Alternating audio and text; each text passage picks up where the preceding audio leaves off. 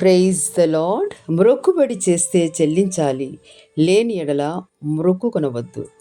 వినోద్, విజయ విశ్వాసులు అయితే 6 ఆడపిల్లలు, మగపిల్లవాడు కోసం ఉపవాస ప్రార్థనలు చేశారు. కుమారుడు జన్మించాడు. తండ్రికి పుత్రోత్సాహం. పాస్టర్ గారు హాస్పిటల్కు వచ్చి ప్రార్థించాడు. ఆ దంపతులిద్దరూ సంతోషంతో కుమారుడు పుడితే సేవకు సమర్పించుకుంటామని మొక్కుకున్నారు.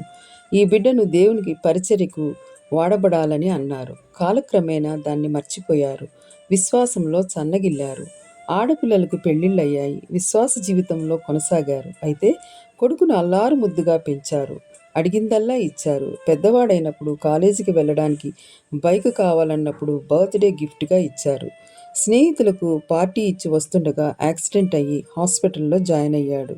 తల్లిదండ్రులు బెడ్ పక్కన మోకాళ్ళూని ప్రార్థిస్తున్నారు. డాక్టర్, నా బిడ్డను రక్షించండి అని ఏడుస్తున్నారు. అప్పుడు పాస్టర్ గారు వచ్చి శామ్ నిమిత్తము ప్రార్థించాడు. తమ మనోనేత్రాలు తెరవబడ్డాయి. పశ్చాత్తాపపడ్డారు. దేవుని క్షమాపణ అడిగారు.